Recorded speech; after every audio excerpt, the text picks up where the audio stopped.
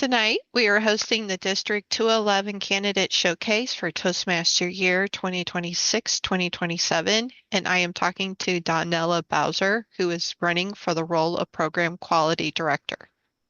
The format of the showcase is as follows. Once the session begins, it will run for a total of 7 minutes. During that time, questions will be asked and then repeated to ensure the candidate has heard the question. When the candidate has completed answering the question, please ask for the next question. The candidate may choose to end the question portion of the session and share that they would like to end with a closing statement. Once the 7-minute mark is reached, I will politely interrupt you and let you know that your time is done. Okay, I'm going to go ahead. Getting ready to time. I'm going to put this in speaker. There we go. Many new charter clubs fold within the first year. What would you recommend as remedies to save these clubs? Many newly chartered clubs fold within the first year. What would you recommend as remedies to save these clubs?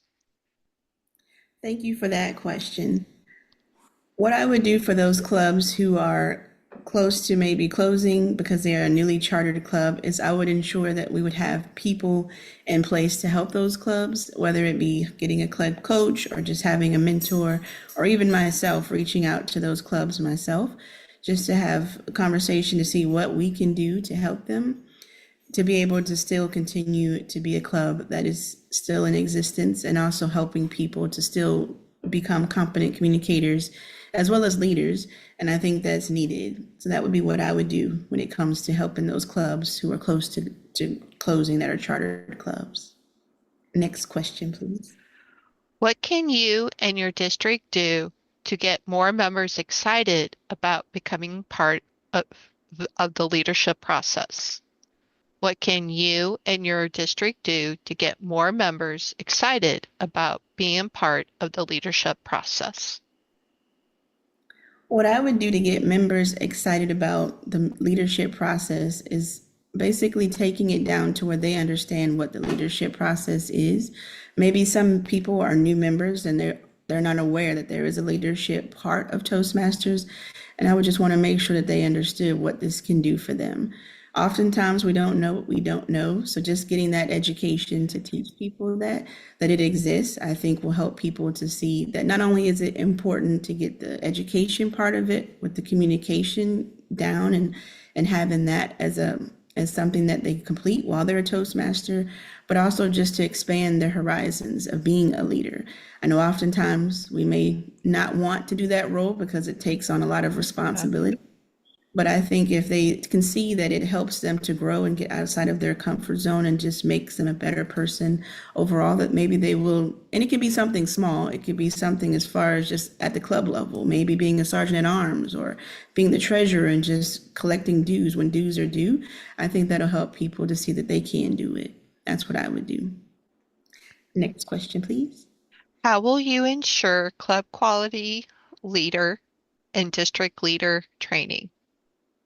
How will you ensure quality club leader and district leader training? How I will ensure that we have good club quality and district leadership training is just ensuring that we offer those TLIs to people. I know we offer those twice a year, but also just explaining to people the importance of it. I know people have probably held a number of club officer roles over their time as a Toastmaster, but just also reiterating that sometimes you may learn something new. And I think what that comes from is just different clubs have different ways of how they do those club leadership positions. For example, if someone is the treasurer, maybe how they collect dues can be shared to other members within the district to learn that, oh, that's something I never thought of.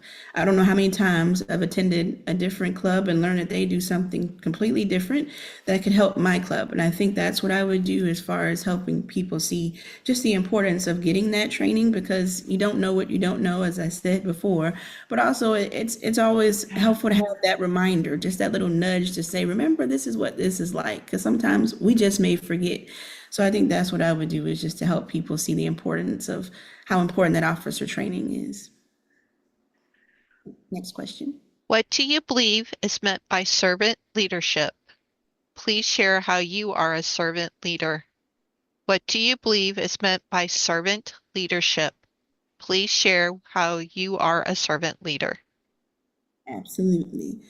I think the definition of a servant leader is someone who puts themselves on the back burner and put that person or whatever they are serving as the forefront. And I can say that because as a military, former military, I was in the Air Force for 24 years.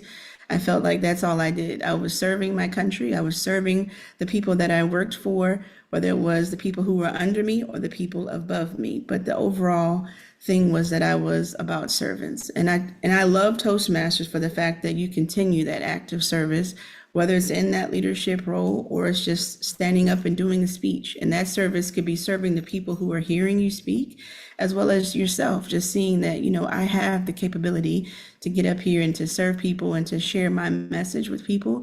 I think that's the key thing with service. And I feel like service is something that my dad, unfortunately, he passed away last year. He was my true example of a servant leader.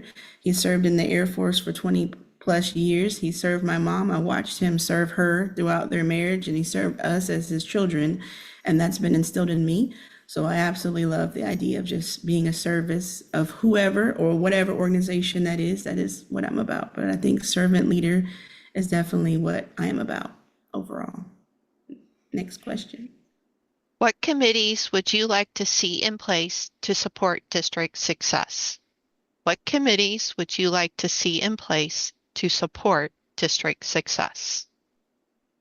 The committees I would love to see, being that we will be covering 3 different states, is definitely going to need some people to help with just the overall, whether it's doing the annual conference that we do every year as far as a district, reaching out to those people to help figure out, okay, how should we do this? Because I think overall, as Toastmasters and as leaders, there is no I in team. It takes a full team to make things happen.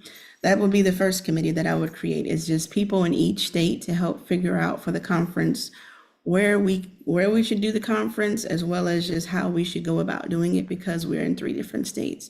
The other piece of it I would have is maybe have an assistant, like a different group of people to help me with the DCP when it comes to the Distinguished Club program, people that are actually really digging deep to figure out, okay, let's reach out to those clubs that we're looking at, we're monitoring where their numbers are, what levels have been completed in pathways, and maybe just reaching out to those ones that are not completing pathways and just kind of figuring out, okay, what's going on? Is it the pathways that we're not wanting to complete, or is it just that people are not wanting to complete their speeches?